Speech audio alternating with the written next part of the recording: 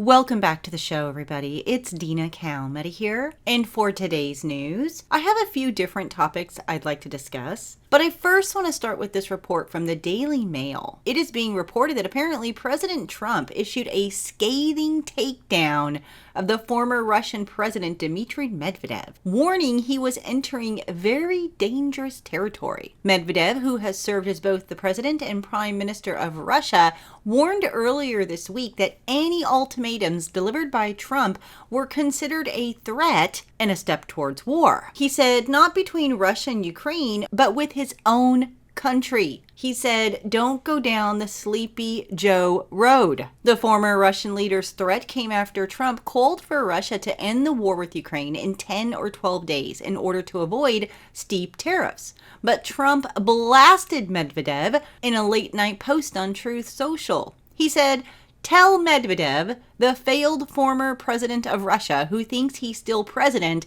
to watch his words.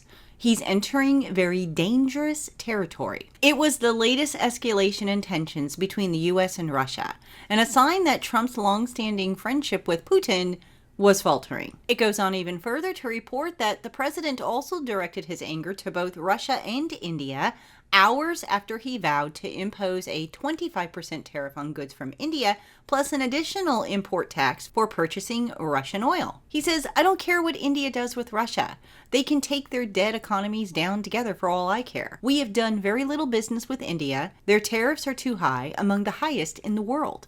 Likewise, Russia and the U.S. do almost no business together. Let's keep it that way, President Trump wrote. Will Russia back down on Ukraine in the threat of these tariffs? I highly doubt it, but we'll wait to see what happens within the next 10 to 12 days. Prophecy Recon is reporting that during a recent French-Saudi summit at the United Nations, several countries, including Australia, Canada, New Zealand, Finland, Luxembourg, Malta, Portugal, and San Marino voiced their support for the recognition of a Palestinian state.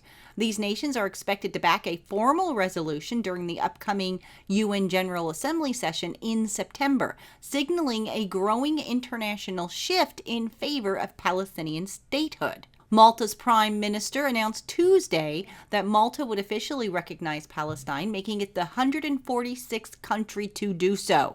His statement followed similar remarks from the UK prime minister and the French president. Again, I bring you scripture warnings in Joel chapter 3, verse 2, that God will judge the nations for dividing my land, his land. And Zechariah chapter 12, verse 3 foretells that Jerusalem will become a burdensome stone for all nations.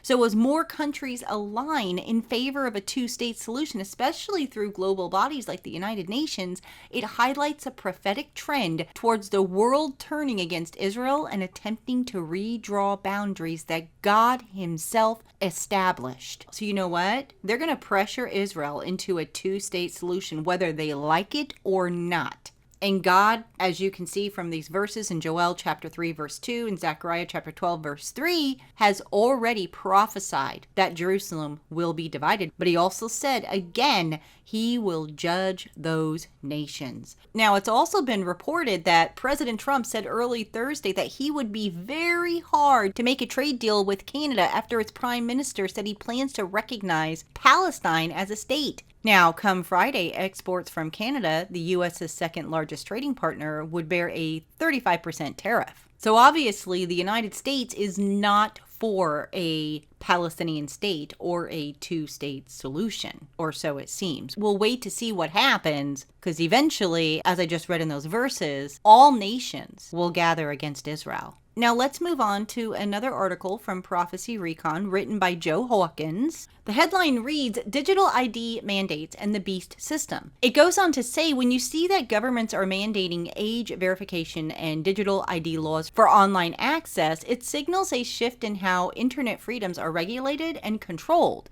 These laws require private companies such as social media platforms, video sharing sites, and content hosts to collect proof of age from users before granting access to their services. In practice, this means that users must upload a government-issued ID, submit to biometric scans, or pass checks through third-party identity verification systems. Now, while these requirements are often justified as measures to protect those that are underage and prevent them from viewing harmful content, the broader implication is that individuals can no longer engage with the internet anonymously or even freely without first proving who they are. The danger in this approach is not simply the loss of anonymity, but the precedent is set when governments compel private companies to enforce identification policies. It's one thing if a company chooses to implement age checks on its own. Users can decide whether to participate or take their business elsewhere.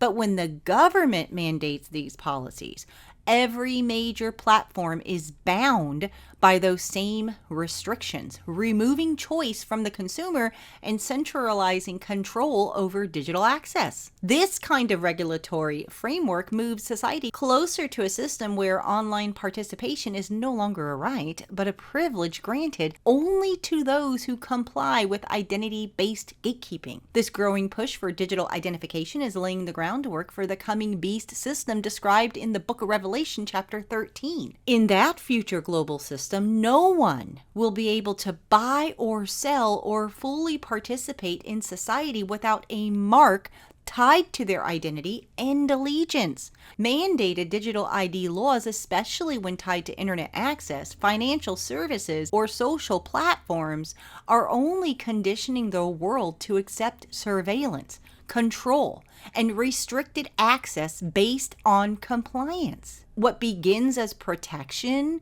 often becomes oppression, and these modern digital mandates are early building blocks of a system that will ultimately demand worship and submission to the Antichrist. So what are some other headlines similar to this? Reclaim the Net is reporting that Irish High Court rejects X's challenge to online censorship law. The White House puts UK Prime Minister Starmer on notice over UK's dangerous online censorship laws.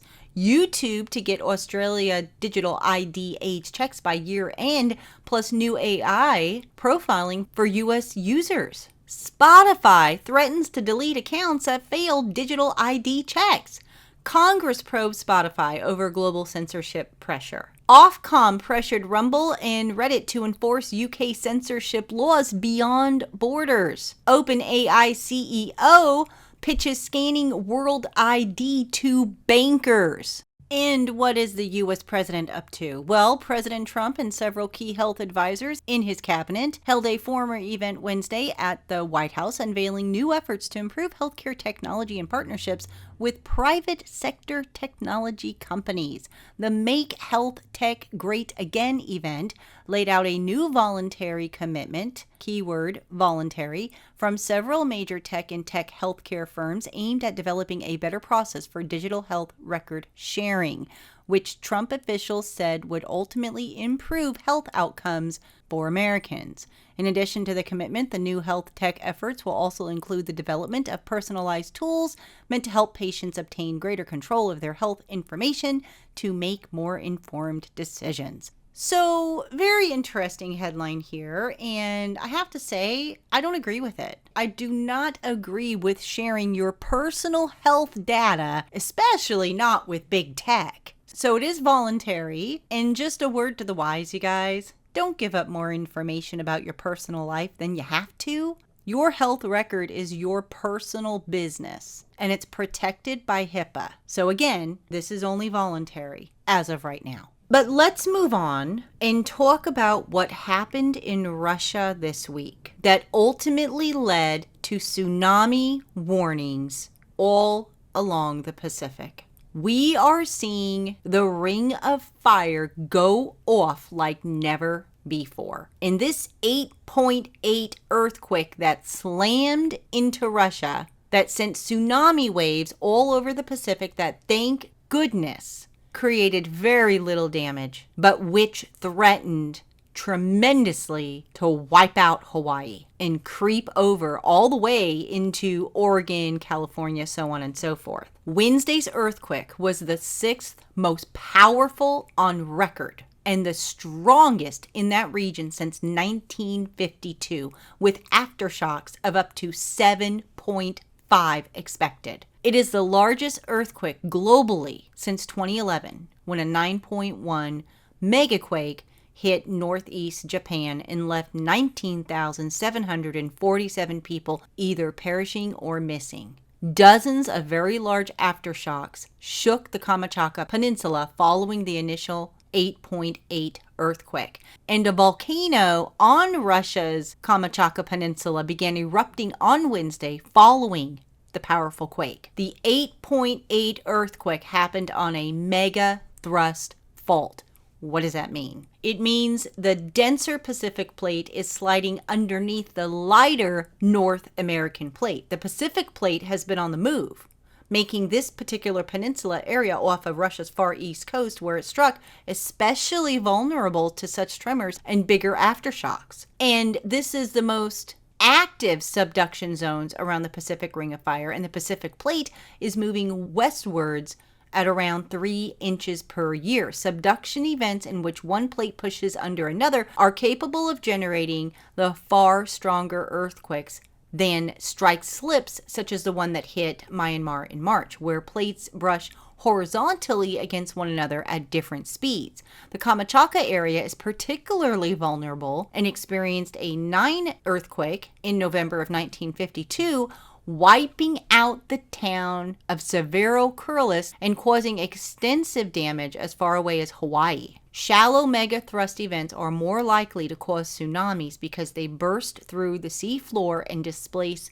huge volumes of water. So what are the tsunami risks? With a relatively shallow depth of 13 miles, Wednesday's earthquake was always going to create such tsunami risks. It is an offshore earthquake, and when you have offshore earthquakes, there is the potential for tsunamis.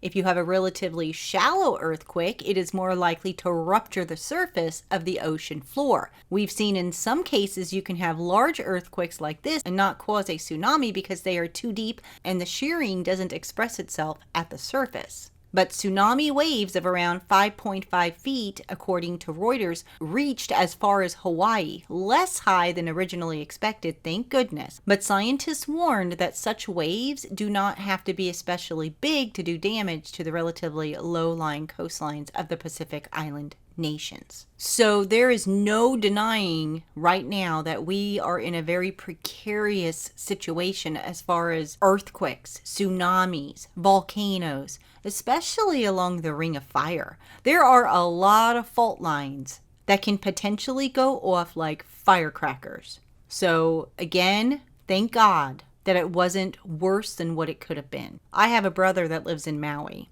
who I was texting constantly to tell him to go to higher ground. I was worried sick over him. If the earthquake wasn't so big, I might not have been so worried, but an 8.8, I am completely shocked that it didn't cause more damage and so grateful. And honestly, I think it was God's mercy and a warning that now is the time to get right with Christ. Today is the day of your salvation, because these types of events are not going to stop. And the next event could be even bigger, because obviously the Ring of Fire is on fire right now. So no fear. God tells us over 365 times in his word not to fear, but be vigilant, be discerning, be in the word of God, be in prayer, and be prepared, most of all, spiritually and physically. So definitely a lot happening in the world this week, but I want to hear from you guys. So please do leave your comments below this video. When you have some time, come and visit us on our social media sites as well as our website at www.cww7news.com. All right, everybody, have a fantastic weekend. And until next time, God bless and stay safe.